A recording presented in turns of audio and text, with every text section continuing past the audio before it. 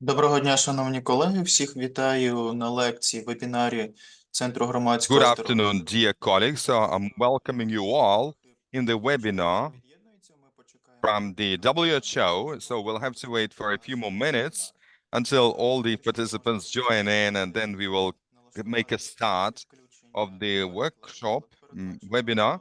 So make sure you make your simultaneous translation settings and let us know which town you come from and which health facility you represent, and we'll have to wait for another 1 to 2 minutes until everyone else joins in.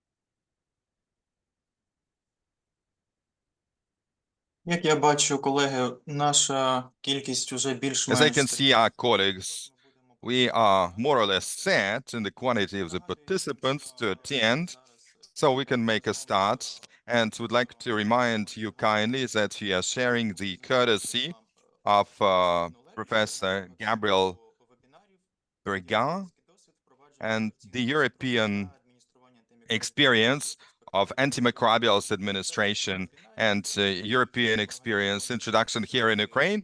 It's a series of the workshops/webinars pursuant to the UK CAP Columbia University, funded by the CDC.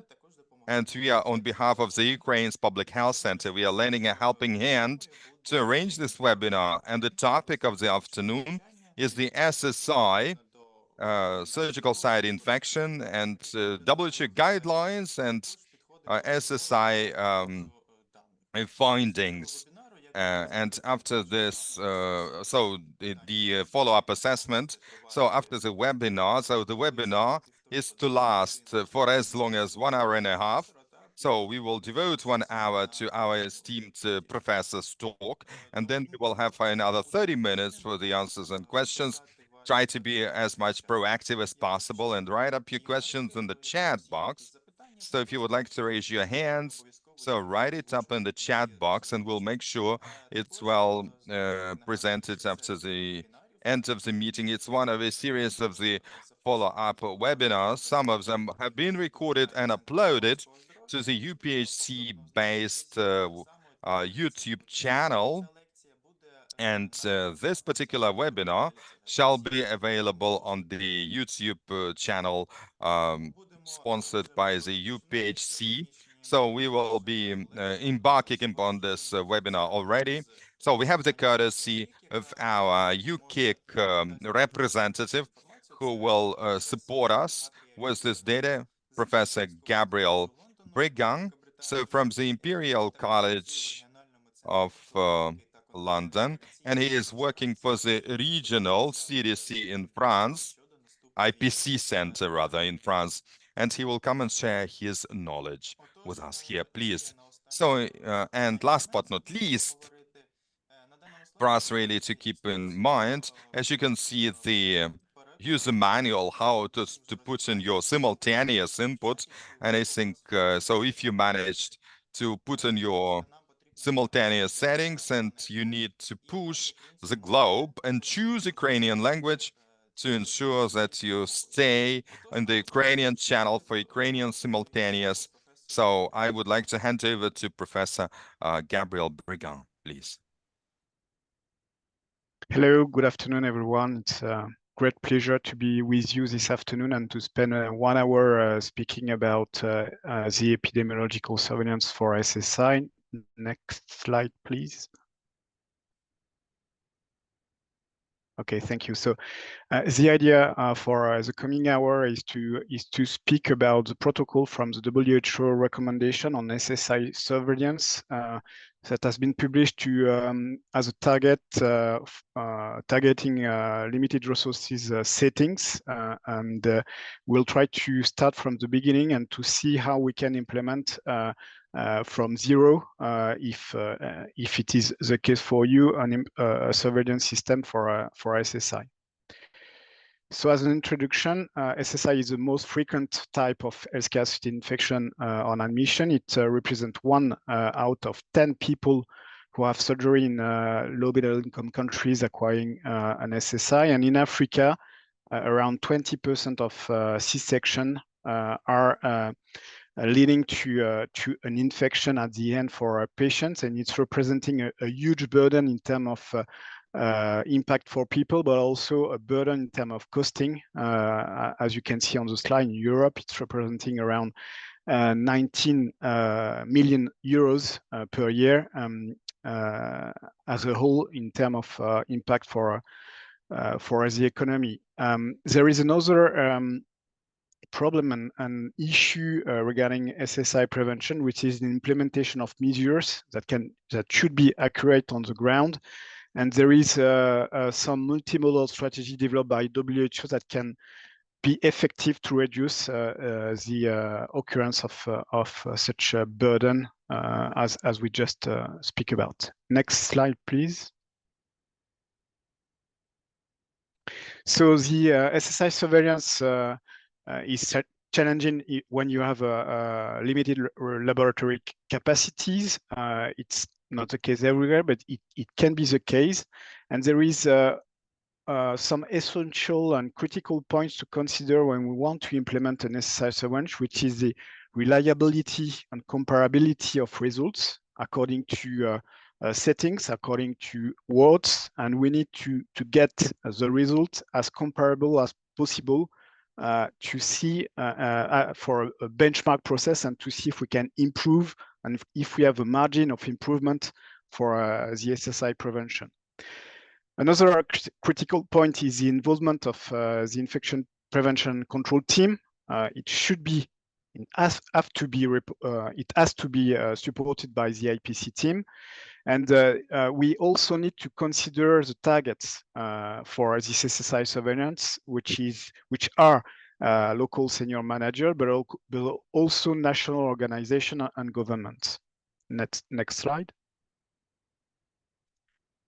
So all the information that I will provide you during this session will be written on this protocol from the WHO, so you will not be lost when you, if you want to get more information, you can find it in this document. Next slide. So the objectives of SSI surveillance are first to collect data. It has to be collected systematically on the occurrence of surgical site infection in the facility and outside the facility after patient discharge. This is the first point. The second point is to, according to this data collected, to compute and to calculate an incidence rate according to risk factor to make things comparable and to get the right rate and incidence according to the population considered. The third point is to assess the need and the plan for implementation of SSI strategy. So a surveillance system, one of the aim is to evaluate what we have implemented on the ground to prevent the occurrence of the events. And the fourth point is to examine and monitor the impact of prevention, like I just said. And the final and probably the most important point is the feedback results. we're spending a lot of efforts to collect data, to analyze data, to build dashboard and so on. But if we are not feeding back people accurately on the ground, people who are implementing the measure to prevent surgical site infection, all the work done before will be done for nothing, more or less. So the feedback process is probably one of the pillars for surgical site infection surveillance. And at the end, we were speaking about benchmarking. The comparison of incidents obtained for SSI over time in one center and across different centers will also be interesting for the improvement process. Next slide, please. So the surveillance is defined as an ongoing systematic collection, analysis, interpretation, and evaluation of health data closely integrated with the timely dissemination of this data to those who needs it. So word by word, it's a definition of a surveillance system. And on this slide, you can see the process for the improvement. So first you have the surveillance. The surveillance is leading to an awareness of frontline people, frontline stakeholders, frontline healthcare professionals, itself leading to action for prevention and education, and then leading to a reduction of infection rates. If it is not the case, then you are going back to the loop with surveillance, awareness, action, reduction. So it's a pretty usual way to describe the improvement will for improvement with the surveillance as a one part, one action according to the full loop. Next slide. So what are the minimum requirements for ensuring the quality of surveillance? So first, one point, and I think it's measure, is to take time to write the protocol and to have a plan with a very accurate and clear goal about the SSI surveillance, objectives, and all the method you will implement for the surveillance process. So this is the first point. You need to take time to write what you will do and try to follow what you has written in the plan. The second point is to to implement your plan very rigorously for the intensity of the surveillance. If you are not following your plan consistently, then you will not be able to interpret the result of your surveillance. So consistent application of the method is the second point. Then the use of consistent element of surveillance, including the definitions. The definitions is a very tricky point in itself for the SSI surveillance, because there is sometimes a lack of agreement regarding several cases. It's not black or white. You know, you've got, for some cases we're pretty sure there is an SSI. For other cases we're pretty sure there isn't. But there is a gray area where it's very difficult to cut and to say, okay, this one is an infection and this one is not. So the definition and the following the definition very specifically, accurately, is a critical point as well. And then the analysis and calculation method is also another a part of the story that has to be considered very strictly and carefully. Human resources, of course, it's also very important, because when you don't have human resources, you will have to design your method and your surveillance system according to these resources. So this is maybe the first step to take in account, getting an overview of what you can do and what you can't do in terms of feasibility according to the resources you have, and then design your plan. The resources need to take in account the training, professionals train to undertake the surveillance, and ideally train in epidemiology, of course, because there is a strong part of data analysis and consideration of bias that need to be taken in account for at this step.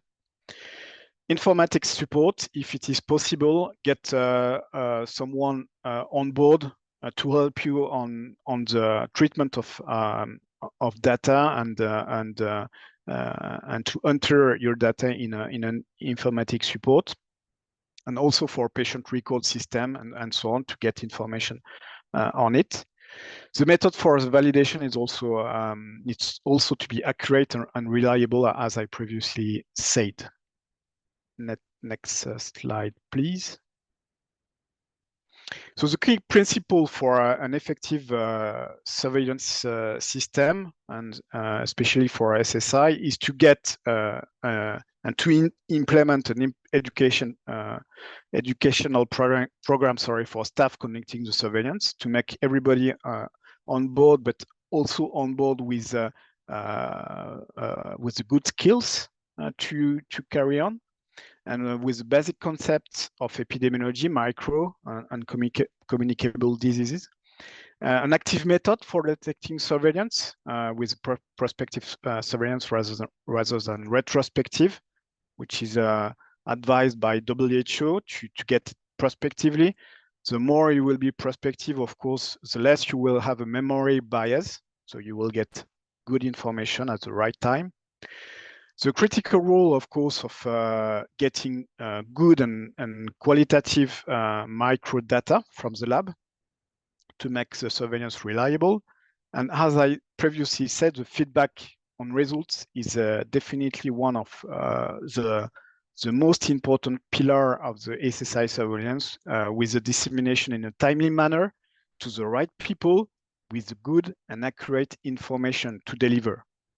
If you are not following these different aspects, you will get into a trap, and all the efforts and the work done before the feedback will be for nothing. So very important to consider, with decision maker in the loop, of course, but also frontline, because they are doing the job.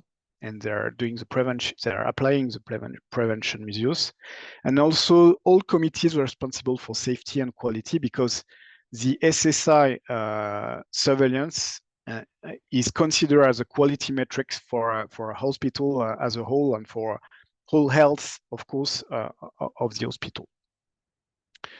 As the SSI surveillance allows for the ongoing collection, correlation, and feedback of SSI rates, it should be a fundamental aspect of the effective IPC program, not on top, but part of the IPC program, in particular when SSI is defined as a target for improvement in your institution. Next slide, please. So as an overview, surveillance system for SSI can be considered as an indicator to improve health services in general, to minimize any risk to their patients. So here we are speaking about infection, but we can extend the problematic and this topic to all postoperative complication in general. And the more you are qualitative and the more you have quality and safety, the more you will prevent infection, but you will also prevent other complications, by the way.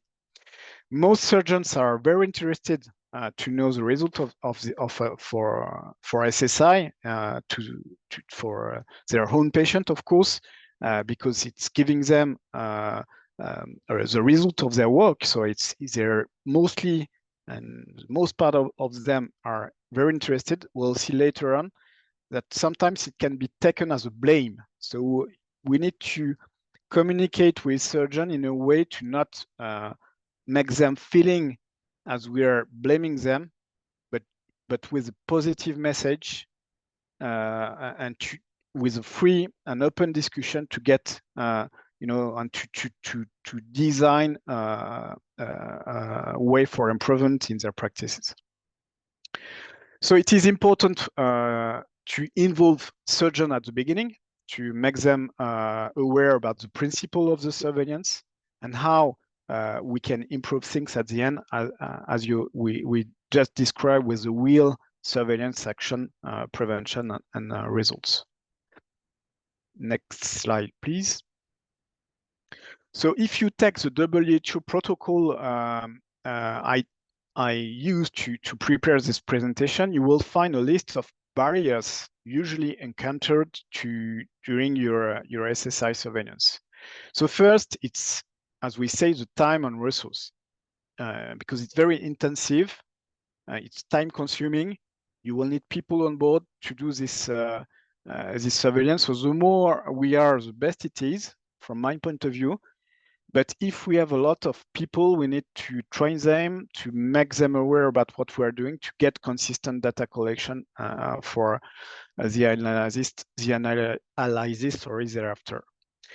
There is sometimes a feeling of organizational conspirators. People are sometimes reluctant to change. It is the case for some surgeons, so we need to take this very carefully in consideration, to not get into the problematic of blaming, as we just said. The difficulty building the trust of staff who might feel they are being watched, of course, as for all audits and feedback process. The absence of patient safety culture, which is the support of every action. If you don't have in your hospital, of course, a very strong culture of safety, it's difficult to implement things, but it doesn't mean that we need to do nothing. I think the best way is to start simple, to start reliable, to start very pragmatically in a way to improve this culture, this safety culture in your institution or organization. The objection to the need for dedicated surveillance resources and the lack of capacity for data collection, which is a real difficulty, and we will see how we can overcome this problem later on this presentation. The acceptance that the surveillance data are valid and reliable, it's always a point when we are discussing with surgeons. The question coming very soon in the discussion is, are you sure that the rate you are giving me are good rates? This case, if we're speaking on a particular patient of SSI, I'm not sure it's an SSI, it was not an SSI, it was an allergy or something else. And you will always get this type of feedback from the surgeon. So the idea is not to get the right answer at the end. The idea is just to discuss and to find a way to improve practices. So don't get into this issue of reliability when you are discussing with surgeon. Try to do your best to get the most reliable data you can get, and then provoke an open discussion with surgeon. The theater disciplines, which is difficult to change if you don't have the leadership with you. Next slide, please. So what are factors that can facilitate the SSI, the implementation of SSI surveillance? So first, of course, the motivation. I think one of the first steps is to find, the champion in the ward, in the hospital. There is always in a team a champion. So it can be the head of the surgical unit, but it can also be a nurse. Even we can speak about assistant nurse. There is in my hospital. There is assistant nurse, working for ages in the world, and they know everything from everybody, for everybody, and every topics, and they're potentially the good way, to motivate, to influence other individuals around. So first step, find the champions. So can be the surgeon, anesthetist, nursing, data collector, or manager.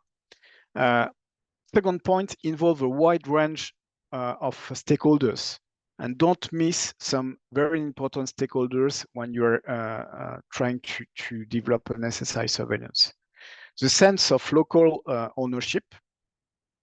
which is a very difficult topic to approach because there is a mix of feeling for a surgical team, because the occurrence of SSI, of course, is a result of teamwork.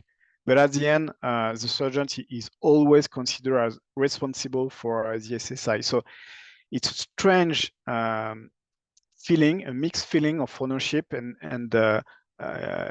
we need to be careful to not, put all the responsibility on the surgeon, but also try to make aware the staff, including in the operating room, that they're owning a part of the difficulties, of course, if there is difficulties. Concrete leadership support always needed, and the boundary spanners, it can be individuals within a system that add up the role of linking networks. It can be internal or external, and also you need to identify these type of individuals to run your surveillance. A peer-to-peer and inter-institution learning, which is another case, another topic. Surgeon will always take better a message coming from another surgeon rather than people like IPC guys like I am. And maybe sometimes a good way to give a feedback is to use another surgeon to discuss with a peer-to-peer discussion. Clear action planning to ensure timely feedback, consistent and regular application of surveillance methods. Of course, we just said that before. And a method of data validation, particularly if data are used for benchmarking. Next slide, please. So what are the criteria for defining a surgical site infection? So there is in the document, the protocol, a very detailed definition of what are SSI, and this definition needs to be applied consistently across the surveillance system, of course. It's mainly based on the site of infection, but also the presence of pus, discharge, signs and clinical symptoms, and it will, most of the case, and mainly I would say, rely on the physician decision at the end, but also according to other information like the micro results. Next slide. So we'll try to define step by step the different type of infection. So what is a surgical site infection? Next slide, please. There is three types of surgical site infection. First, the superficial infection. So it's defined as an infection involving only skin and subcutaneous tissues, so above the muscles and the aponeurosis, with the fact that you have pus or an organism isolated from an aseptically obtained culture of fluids and tissues. The case number 3, is at least one of the following signs of infection. Can be pain, tenderness, localized swelling, and so on. So first definition, superficial infection. So it's, next slide, it's like on this picture. So you can see redness around the wound postoperatively after a cardiac surgery. So it can be just a superficial abscess, and that's it. Next slide. Then you've got the deep incisional surgical site infection. So it's an infection appearing below the aponeurosis at the muscle layer, with an infection involving deep soft tissues of the incision. So as previously described, there is 3 to 4 different cases. So the first one is the discharge of pus from the wound. The second one is dehiscence of the incision. The third case is the abscess that can be open during a reoperation of the patients, and the second or sample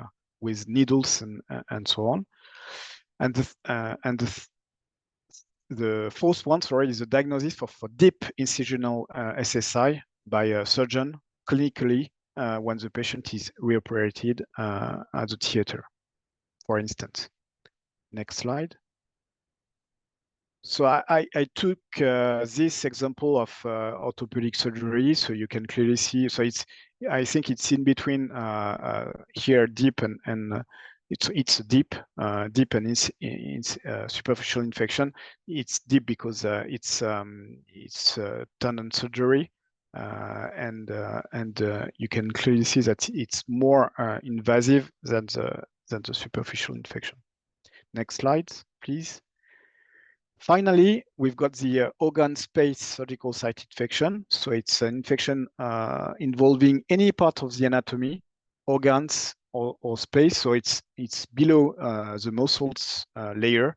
And there is, as previously described, 4 different situations. So the pus, the organism isolated from a specimen of fluid and tissues from the organ space area. The third one is the abscess.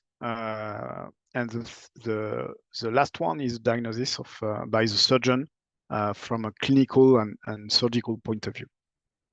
Next slide. So major organ space infection is the mediastinitis in cardiac surgery. So you can see the sternum and the fact that the infection is very deep here, approaching the earth and with a clear problem for patient, of course. So next slide, please. In summary, on this slide, you will have the 3 different types of infections: superficial, deep, organ space, with the 3 different definitions. So as we said for previously, we've done a study on it. It was very interesting. So we submitted the same cases. So we've built, according to real cases we had in our hospital, 20 different cases of surgical site infections, real story, describing all clinical aspects of cases. And we submitted these cases to surgeons and IPC doctors, asking them to say, is there an infection, a surgical site infection? Yes, no. And is this infection superficial, deep, or organ space? And the agreement between surgeons was pretty low, to not say very low. And it was the case for the occurrence of SSI, especially when you are in the gray area, like I said previously. And it was also the case for this definition of superficial deep organ space. So just to say, it's sometimes very difficult to cut and to take a decision regarding these definitions. Next slide, please. So the definition is mainly clinical, as we just said, and it's based on also delay, postoperative delay, and the event has to occur within 13 days after the operative procedure. The day 1 is the procedure date, and this definition is usually used for all type of surgical site infection, excluding, one type. This is the case for us here. We're extending this period to 90 days for surgery with implants. In the WHO document I used to prepare this presentation, there is a slight difference. 30 days is for superficial surgical site infection, 90 days for deep and organ space. But I think I would keep the 30 days for all type of infection, surgical site infection, except one, which is the implant, to simplify the process. And you will see at the end, the WHO is only focusing on 30 days for the follow-up and not considering the 90 days for feasibility reasons. However, another point, and of course, we need to consider, of course, the plausibility of the relationship between the procedure and the infection. So it's a physiological, analysis, a physiopathological analysis to perform. the type of microorganism is also important to take in account when we want to define, to diagnose a surgical site infection. Next slide. So in the WHO document and protocol, and you will find it also in the CDC, the US definition, you've got 3 definitions, very detailed in the document at the end, in the complementary material of the protocol. So feel free to check and to browse this definition if you are not very comfortable with them. And then put this definition into your protocol for your local surveillance. Next slide, please. So just a word about the physiopathology of surgical site infection. So it's mainly contamination of the surgical site during the operation. So the presence of microorganism before to cut the skin, but it can also be brought during the procedure. It's the case when you're approaching a clean site for clean surgery. It's the risk is increased when there is a preoperative carriage. It is the case for Staphylococcus aureus. So there is a correlation and an increased risk of getting a surgical site infection with Staphylococcus aureus when the patient is carrying the bug before the operation. So it has been demonstrated a couple of times. More rare is the postoperative occurrence. I mean, the dehiscence of the sutures. It's a case for gastro and gastrosurgery, for instance. But also when the site is not closed at the end of the surgery, when you have a loss of substance.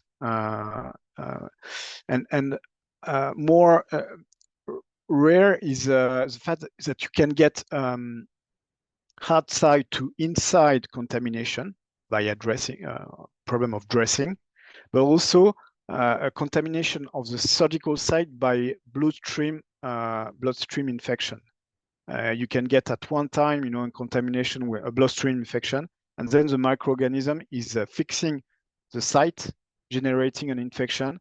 So it's not totally attributable to the procedure because it's occurring postoperatively, but it can happen that you have this type of infection. What is the source of infection? It can be endogenous, like we said, with the carriage of bug, and the bug is getting into the site and creating an infection, but it can also be exogenous, like airborne, if you are not having a good ventilation system in your operating room, and you are not trying to improve the quality of the air during the procedure.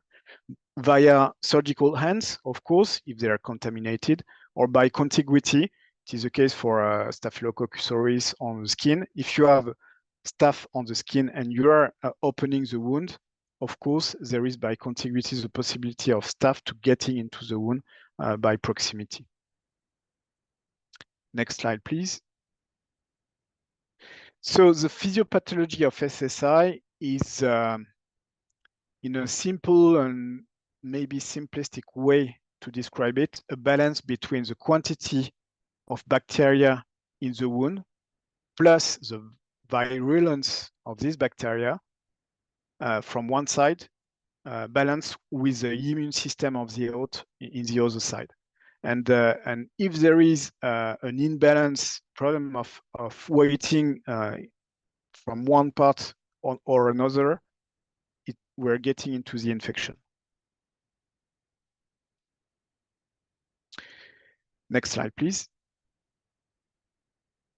So, of course, all patients are not equal in terms of risk, and we have, when we're doing SSI surveillance, to consider risk factors.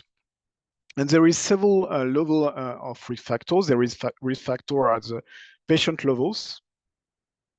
So it means all comorbidities and the health status when the patient is getting into the theater. There is another part which is the procedure.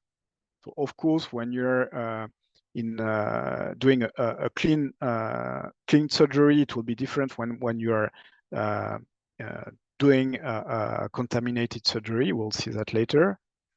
The hospital setting and surgical team practice.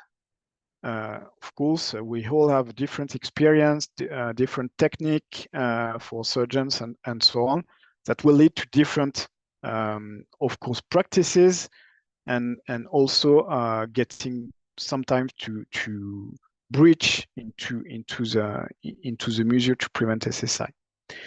So it's important to get this risk factors when you are collecting data, because you will be able, if you get it, to analyze SSI according to different groups and to stratify the population in groups, and to be sure inside a specific groups that your SSI is not polluted by another condition or clinical condition not present in your group. The identification of high-risk patient will also be interesting, to reinforce, to emphasize, the preventive measures inside this population. And the control for the difference in the patient level risk is also another important fact. We'll see that when we'll speak about the analysis.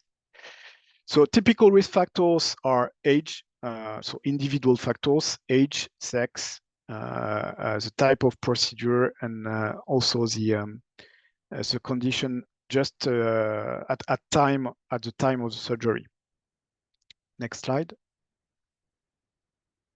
So just to give you an overview of different factors. So sorry, yeah, no, it's not the case for. So there is factors linked to the host. They are not modifiable or very fewly modifiable. It's the age. You will not modify the age, definitely, and comorbidities when you're doing the surgery. The immunosuppression as well is very difficult to modify. The nutritional status of the patient and the obesity are also very difficult to modify. Some factors, like the one in yellow, smoking, can be modified, and other factors like the length of hospital stay or the pre-existing infection can be definitely modified. Next slide. There is some factors linked to the host, but most of them are modifiable, sorry. The contamination class is not modified, the complexity of the procedure is not modified, but the duration of the procedure is depending on the surgeon technique and experience. Urgent versus elective is also another point potentially modifiable, and also the technique used for surgery. So laparoscopy versus mini-invasive versus conventional surgery is also modifiable factor. Next slide. So finally, there is factors linked to the procedure, and you have here a list of preventive measures, and they are all modifiable. They are depending on behaviors, on the compliance prep, it's the antibiotic prophylaxis, it's surgical techniques, and so on. Next slide. So one way to get the patient health status and comorbidities is to calculate the ASA score. The ASA is the American Society for Anesthesiology. So this score is considering the health status of the patient at the time of surgery. So as you can see, there is 5 different scores. So the first one, it's a patient healthy, so nothing to declare. And the score 5 is a patient moribund who is not expected to survive for 24 hours. So it's the extreme opposite.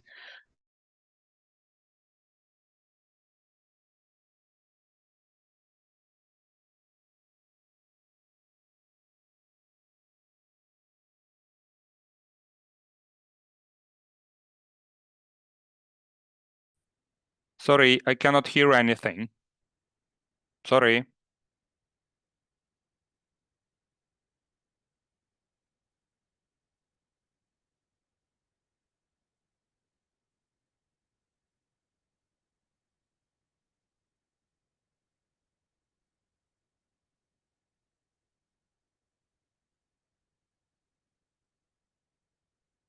He is frozen. I can't hear anything.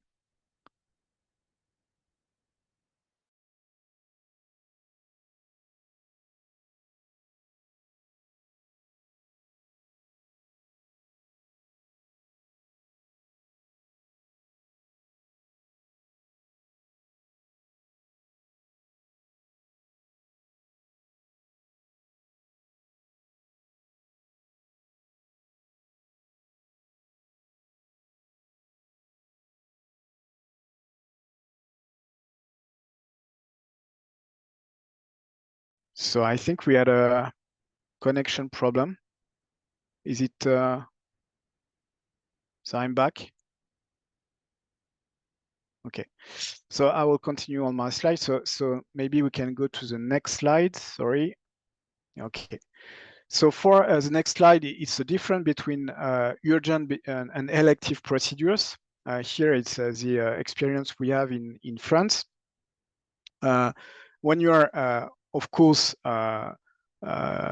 looking at urgent procedure, behind urgent, there is a lot of course, medical conditions. There is also different implementation of preventive measures in comparison to elective, when you have time, you know, to prepare, to have a consultation, to prepare all the material and be sure that everything will be in place on time. And behind this, there is also difference in terms of SSI rates. Next slide.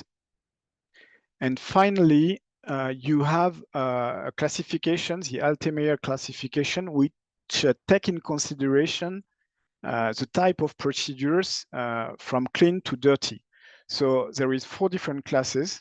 You can see it on the slide. So the first one is a clean surgery. So it's elective orthopedic surgery, like a knee replacement or hip replacement. So in this situation, you are approaching a site clean, no microorganism. So if you are doing it carefully, implementing good skin prep and so on, you will have a very low infection rate from 1 to 2%. The second class is a clean contaminated, so it's corresponding to operative wound with respiratory, genital, urinary tract entered without unusual contamination. So it's like gynecology, elective or ENT, for instance. And here you will have an increased rate from 3 to 8% as an example. Then there is case 3, contaminated surgery. So it's an open, fresh, accidental wound, less than 4 hours before getting to the theater, with a major break in sterile technique or growth spired from the gastro tract. So it's increasing the risk of infection, and you have a 6 to 15% of rate, SSI rates. And the final one is a dirty or infected procedure. It's a whole traumatic wound. And here you will have a clear risk with 10 to 40% of SSI. Next slide.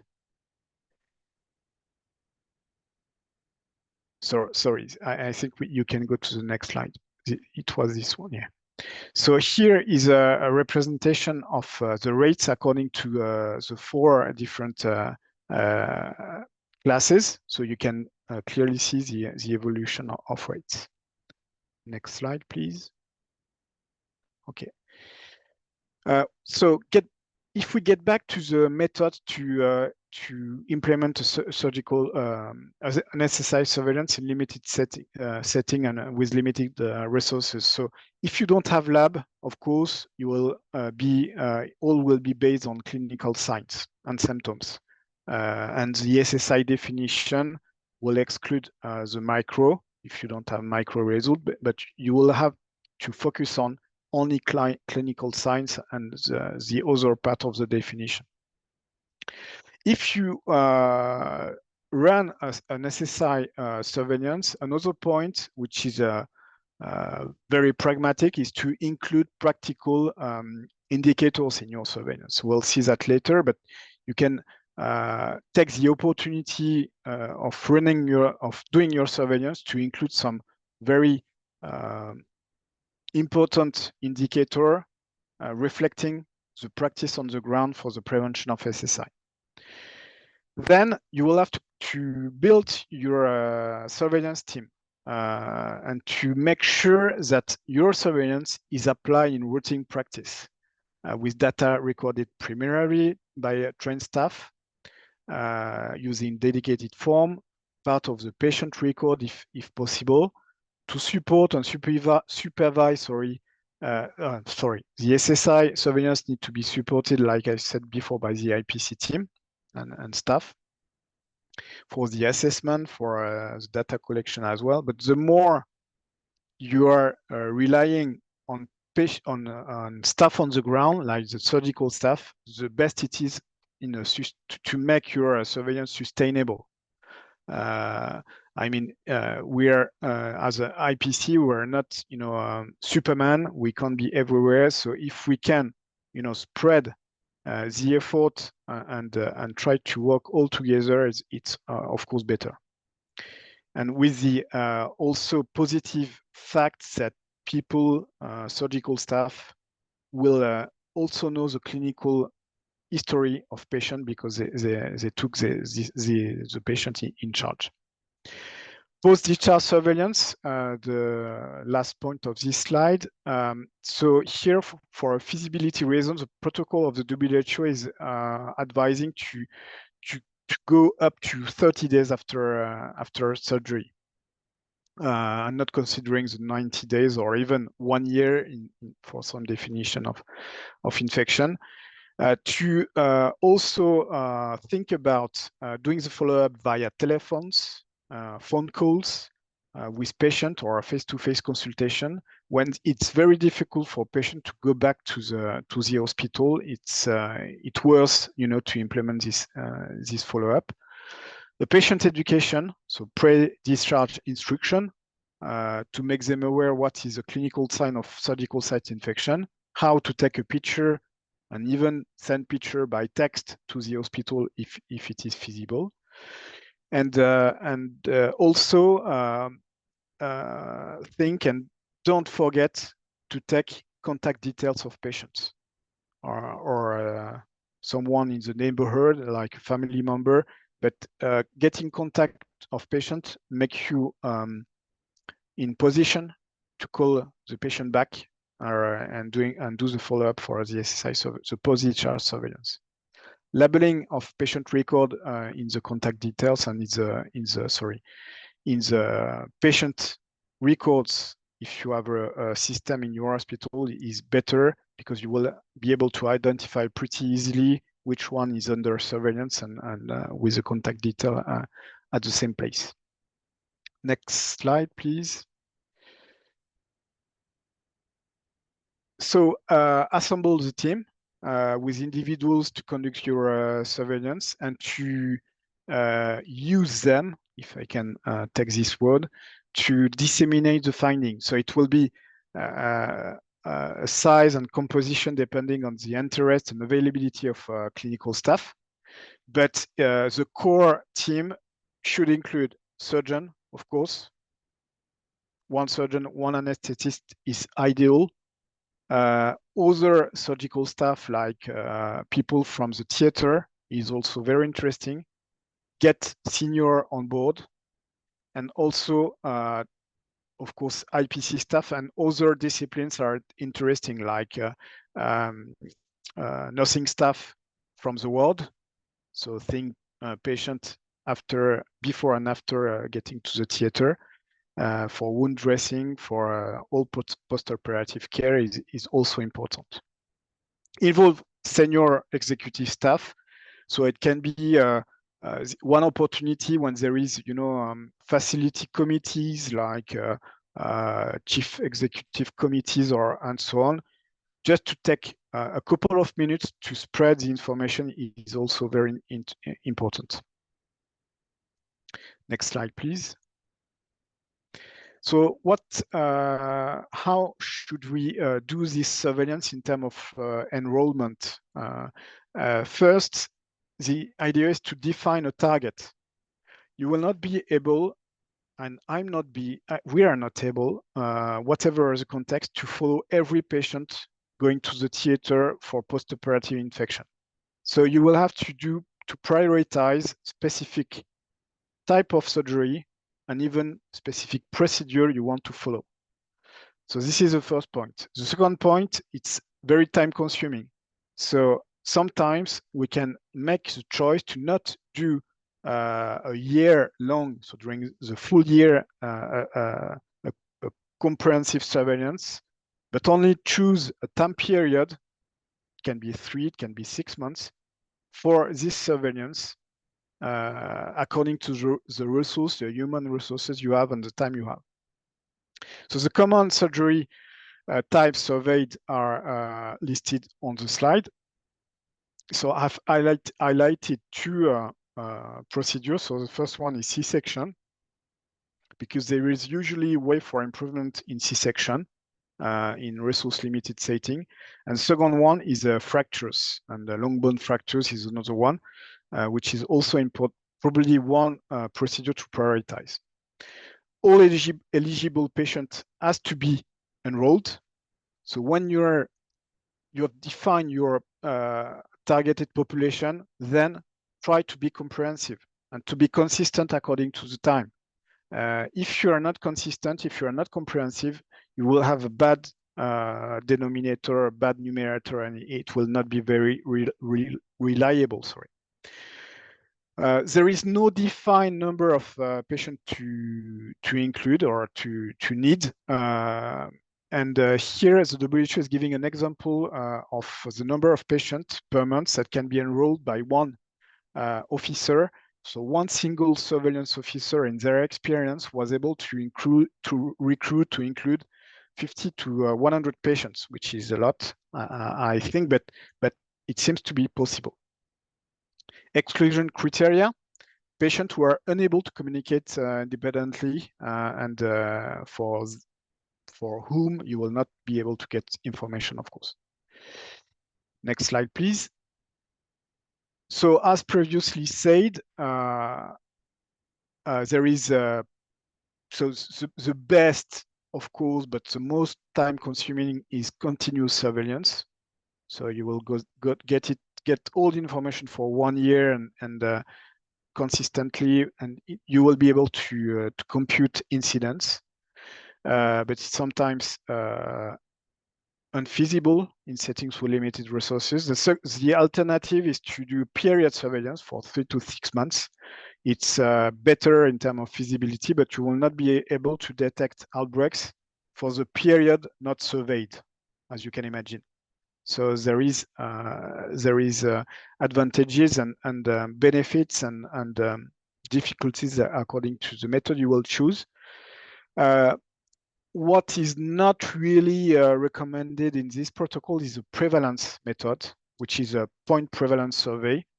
It will give you an idea of what's happening in your hospital, but it will not be on a long period of time, and you will not be able to have a reliable idea of what's happening in your surgical system. Next slide, please.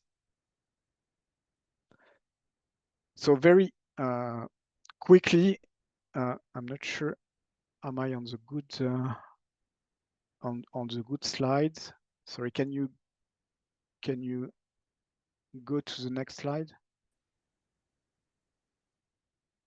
It says information letters and consent. So the information sheets and assents. So it's not clinical research, so you don't need to get a written consent from participant, but you need to inform patient for several reasons that you are doing a surveillance system. Usually what we're doing here is there is a sheet, an information sheet delivered to patient at entrance of the hospital, and it's part of it. So you have a lot of different information provided, and you can include in this information that there is surveillance for Escherichia infection or other type of surveillance. So So this is the first point. So it's more an assent than a consent. Information sheet, and the other point regarding the information sheet is providing to patient the ability to get into to be involved definitely into the surveillance process and making them aware with local languages how to detect an infection and a sign of infection postoperatively. Next slide. So then we're getting into step one for data collection. So step one is around the time of the procedure. Usually this form is in the theater and it's filled and completed during just before or just after the procedure to get all information regarding the patient, so age, date of birth, and so on. The surgical procedure as well. And as you can see, there is a part, so it's 2, 3, 4, sorry, which are trying to address and to collect all clinical conditions, and especially the one we just defined before, to try to consider all comorbidity. So there is the ASA class, a classification. There is a surgical wound class just after, of course, and then the start time for incision and closure and the urgency versus elective procedures, which is also important, of course, to collect. If we go to the next slide. So this is around the time of the procedure. So the next slide is about other information. So all it is trying we're trying here to get the flavor of preventive measure implemented during the procedure. So it's the patient preparation with the pre-op shower. Did we use a plant soap or an antimicrobial soap, which need to be ideally performed before the operation, at least the night before. Was surgical antibiotic prophylaxis given to the patient? If not, what was the reason? How was the surgical antibiotic prophylaxis done? Which drug? Was it performed accurately? I think from my point of view, surgical antibiotic prophylaxis is the most important measure to prevent surgical site infection among all measures, even if it is a full, of course, panel of measures that need to be applied all together, but surgical antibiotic prophylaxis is probably one of the most important, I guess. Then there is the surgical skin preparation. Did you use which type of solution what was used during the procedure? Was it alcoholic or not? Aqueous solution. How was done the skin prep? Was it full dry before the incision, which is not always the case? And also you have some information about surgical hand preparation and the traffic flow in the theater during the procedures. Traffic flow is a surrogate of the discipline during the procedure. So we're not, it's not evidence based that traffic flow is leading to more complication, but we think that it's possibly the case first, and second, it's a sort of indicator, surrogate of the discipline during the procedure. Next slide.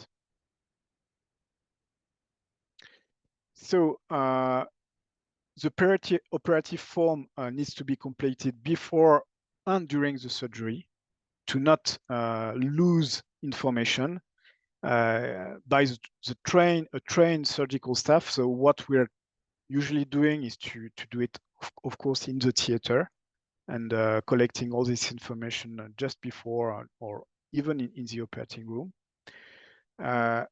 it should to accompany the patient record at this time, including intraoperatively. And if there is overnight procedure, the first task of the morning is to collect this information for the patient in charge of getting them. Next slide, please.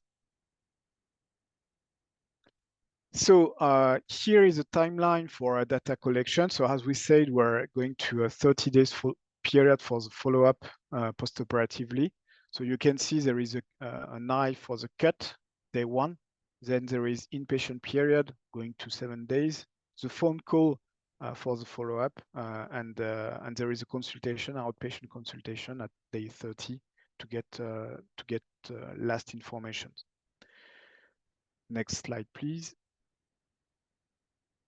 So one form for each patient per operation, but there is a possibility for one patient to get several operations. And if there is, if the reoperation of the second procedure is clearly linked to the first one, you can keep the first form. If it is a new operation, you have to create a new form for this operation. There is also a question of delay, 30 days more within or after the 30 days, for which, if you are after, you need to consider it is a distinct surgical episode, and you need to create a new form for the patient. Form is kept on a A4 ring binder, if you can, and with all information safely, to of course to keep this very strictly and not be and not make everybody aware about all this information. Next slide, please. So for data entry, there is an availability of a sort of software. It's an EpiInfo database available on the WHO website, which gives you the possibility to pretty easily enter all your information in an electronic database for the analysis, with a hard copy kept for reference, of course, as we said, safely. And if you want to keep patients and surgeons anonymized, you can code surgeons, of course, and keep the code for you to not make this information outside, to not leave this information outside your data analysis. Next slide, please. The step 2 is to get all information and all events post-operatively. So here is a part of the form provided by WHO. So always try to record 2 different contact details. So this is the first part of the form. And then for every single event, you can enter the details. So it could be some clinical signs, some dressing information. It's usually happening just after the procedure, day 2 or 3, but it can also happen after this period. And you can also enter information during phone calls you are doing to patients. There is a column for antibiotics prescribing. There is also a column for other information, as you can see, for healthcare worker initials feeding the table. Next slide, please. So, as I said, there is a critical point for post-discharge surveillance, which is the telephone follow-up. WHO, here is an example, there is giving a transcript. So it's a sort of scenario with questions to ask to patients to help you and guide you how to contact patient post-operatively. Next slide. And according to this phone call, you can complete the box 3 of the form, which are all the information regarding SSI. So is there an SSI?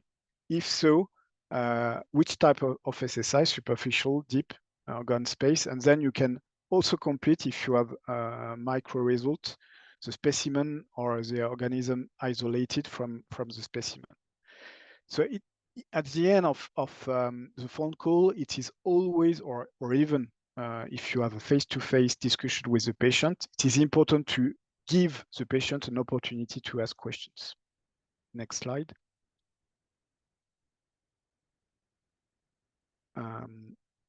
If surgical site infection is suspected, of course, you need to make a link with the clinical part of your hospital to make sure that the patient is well taken in charge by the clinical staff. And if it is by phone call, you need to encourage, of course, the patient to return to the hospital if possible, and also to encourage a follow-up discussion with the clinician is always better, of course. Next slide, please. So here is an example of box 3 completed. So all boxes, so some boxes are ticked here on the form. You have a Staphylococcus aureus, deep surgical site infection with antibiotic prescribing of oxacillin plus cotrimoxazole with pus isolated from a specimen with Staphylococcus aureus. Next slide, please. So other important considerations, you need to achieve as far as you can a good follow-up to make patient advise at the time of the discharge how to distinguish an infection from another type of complication. So just here, as I said, some networks recommend to do 1 year post-discharge surveillance. Here it is not advised by the WHO for feasibility reason again. Use a medical mobile telephone calls, as said, with a good result in terms of reliability and improving surveillance feasibility. Next slide.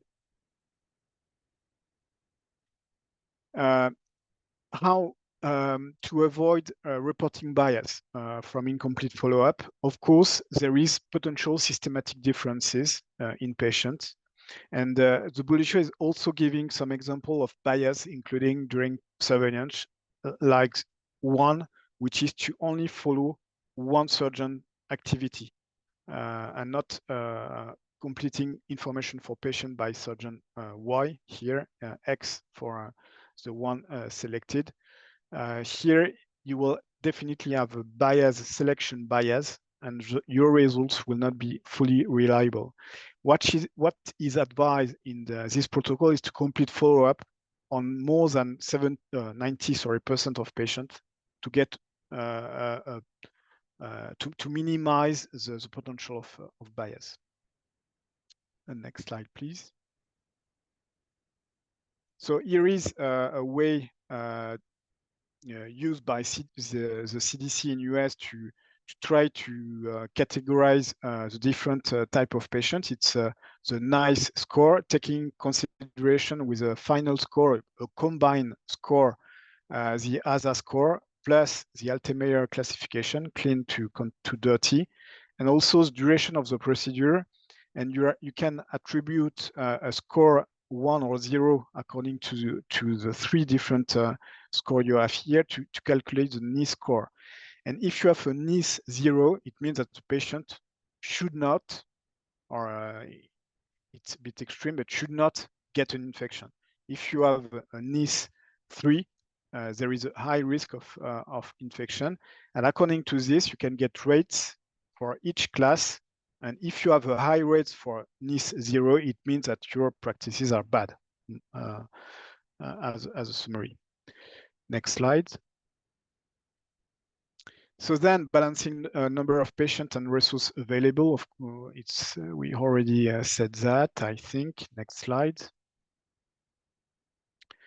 Here are some advices provided by WHO for a telephone call. There is the fact that you can dedicate a phone to that. It's even better to get a cheap mobile handset provide basic training to also try to have a logbook of calls. So it's very basic, but it's a good checklist, you know, to build your phone call practices. Next slide, please.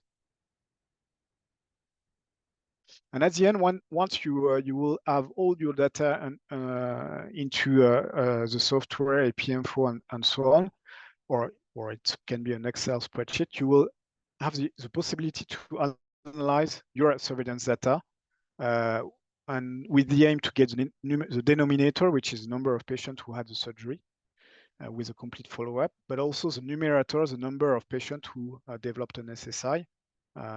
And if you put it and multiply by 100, you will have a rate, an incidence rate. Alternatively, the number of surgical procedure can be obtained from the ward, so it can be an aggregated, not line by line, but an aggregated number of procedure performed. But it's less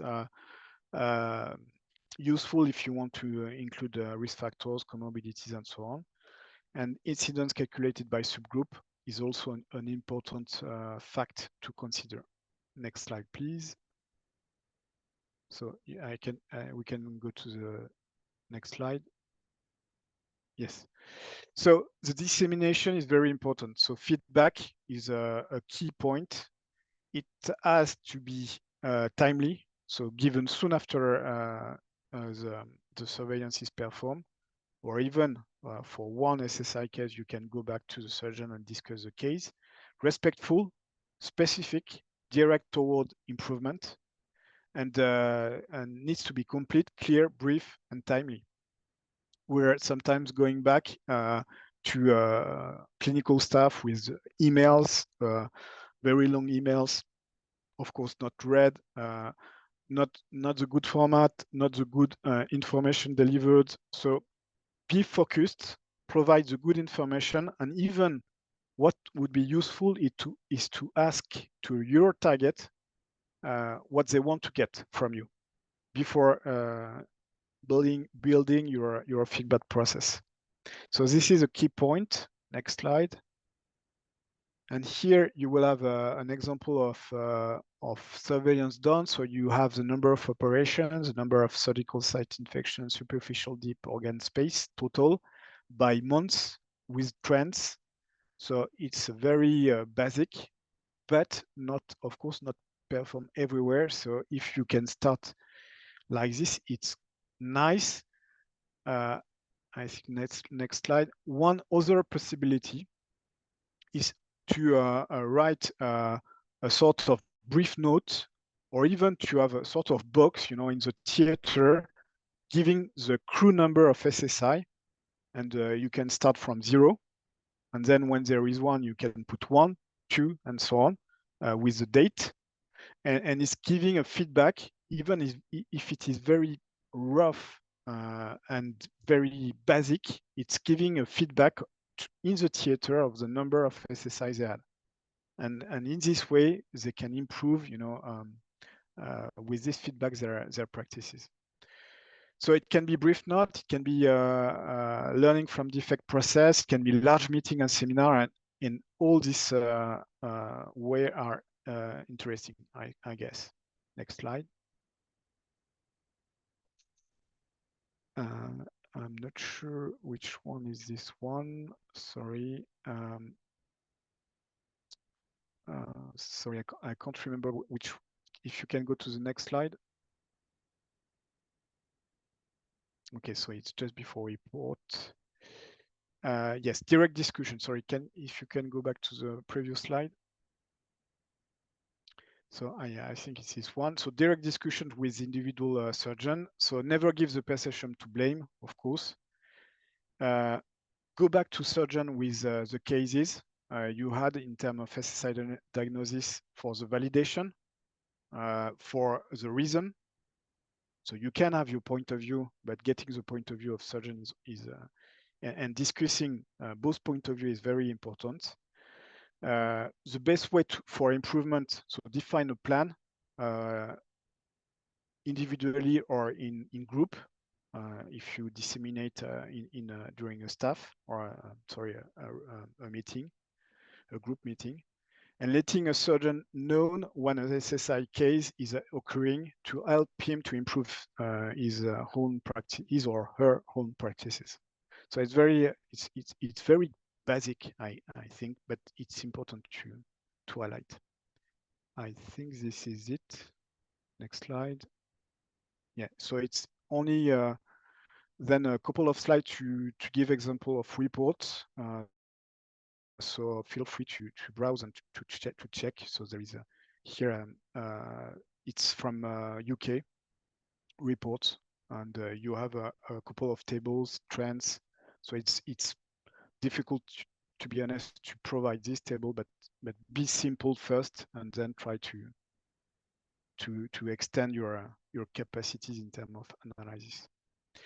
So I think this is it. It was longer than expected, I think, but I hope it was helpful in terms of presentation to do a good SSI surveillance and an accurate SSI surveillance. So happy to take some question.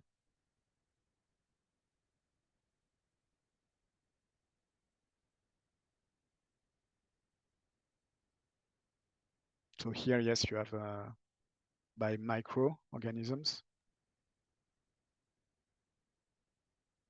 trends by microorganism as well, and that's it.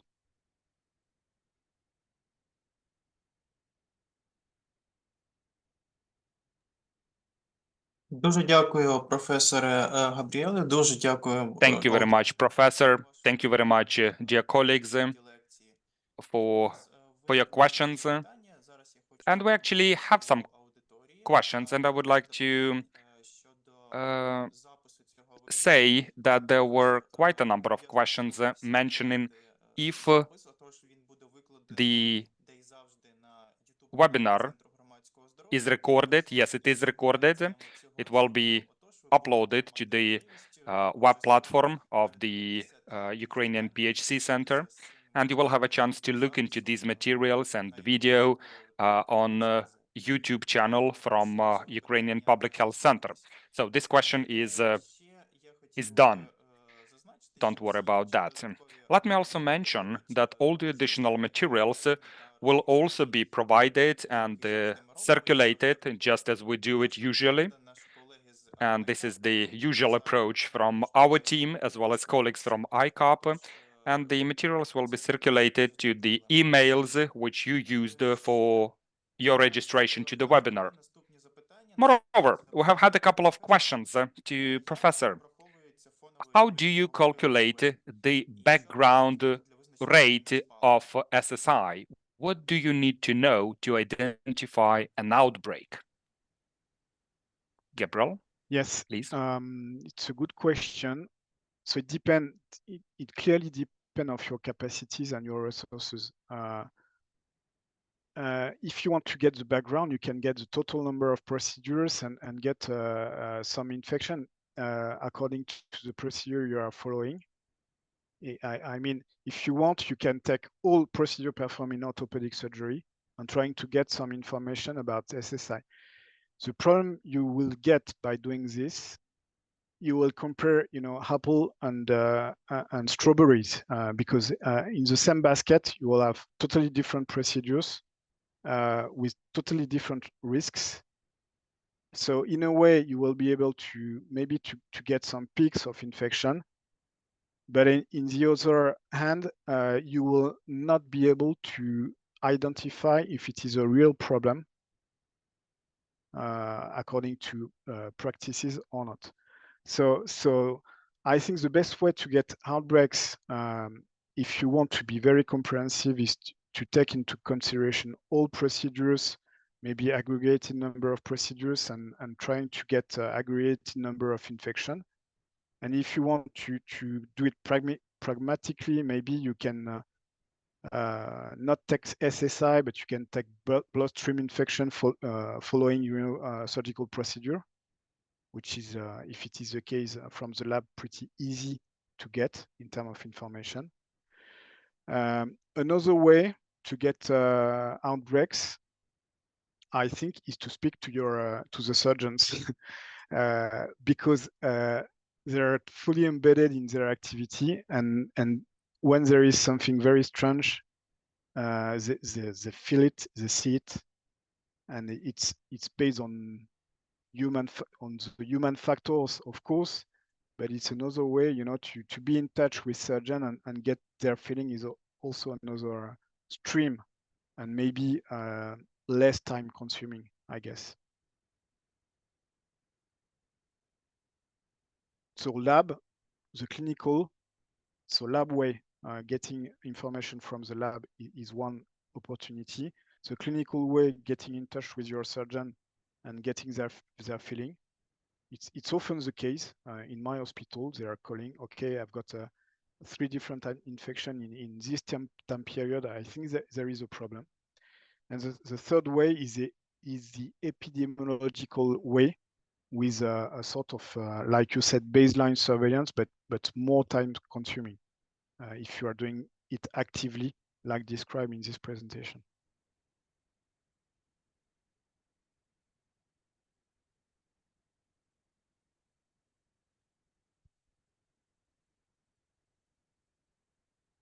Дуже дякую за Thank you very much indeed for this extended answer.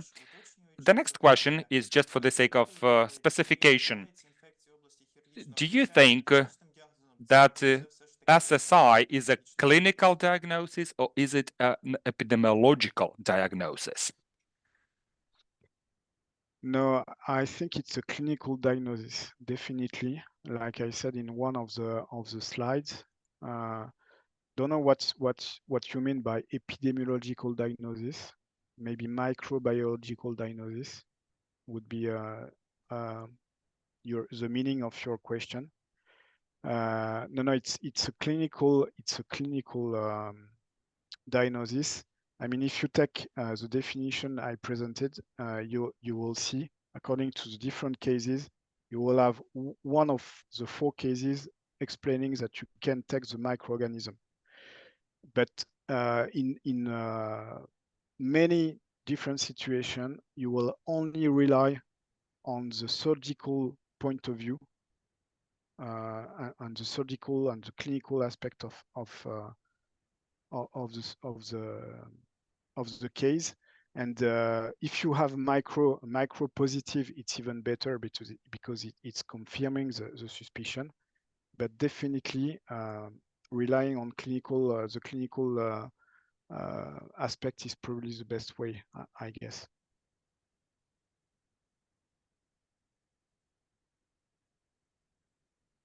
Дуже дякую, професора. Наступне Thank you very much, Professor. The next question is more practical. Is it necessary? Is it required to break down into different groups patients after surgical intervention? Let's say after intervention on abdomen and after bones intervention, for example. It's essential. I think as I said, you can't put on in the same basket, you know, different procedure with different risk. So the more you will be reproducible in terms of procedure you will include in your population for the SSI surveillance, the best will be your interpretation. And I think you can't mix, you know, abdominal surgery and orthopedic surgery. It's clean versus dirty. So you need to split population and to take rates according to population. Otherwise, you will not be able to interpret. So it's critical. I know, you know, many people are putting everything in the same population, but you can't do like this. From an epidemiological point of view, it's not possible, you know.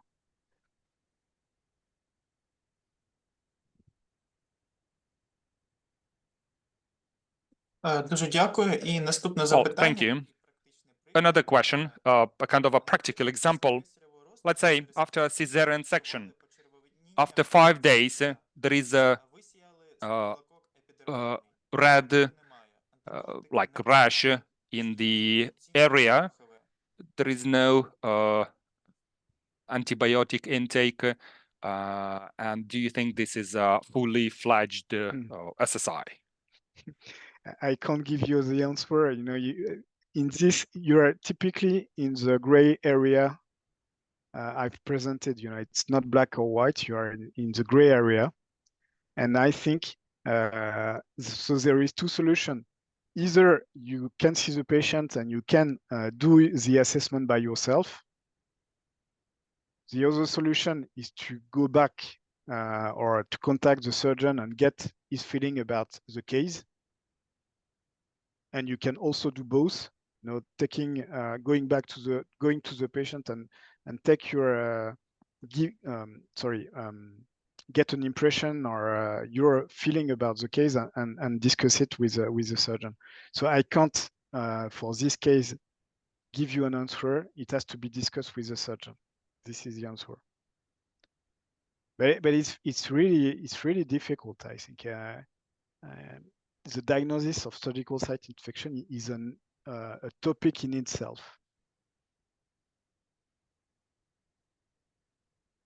Дуже дякую. Наступний Well, thank you. One more question. Do you take into account while defining the SSI, do you count actually the cases of colonization? No. No, if you consider it's a colonization and not an infection, put it aside. It's not an infection, it's not a surgical infection. It should not be part of the numerator in your rate. So colonization excluded.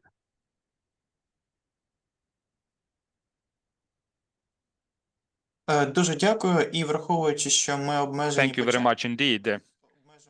Given the fact we are limited in time, let me ask you the last question, dear professor. Do you perform follow-up for SSI infections within a so-called one-day surgery? In other words, these are patients who were performed with a surgical intervention and the same day they were discharged. Yes, it's a good question. So it's a really difficult. It's really difficult to perform. We're doing it in France. There is a call, you know, done for every patient, and there is also a consultation at 30 days. But we are not doing a specific surgical site infection surveillance for this type of patients. For two reasons. There is maybe more reasons, but the first one, it's representing a huge volume of patients, so very difficult to follow. And the second one, it's normally, because it's only one-day surgery, representing a decreased risk of infection and complication in general. So focusing on it and not, you know, targeting and putting all resources and efforts on conventional surgery would be a pity, I guess. So if you have to prioritize and make a choice, I think put the effort on conventional surgery, and it's a really good question, but it's a topic in itself, daycare surgery. Yeah.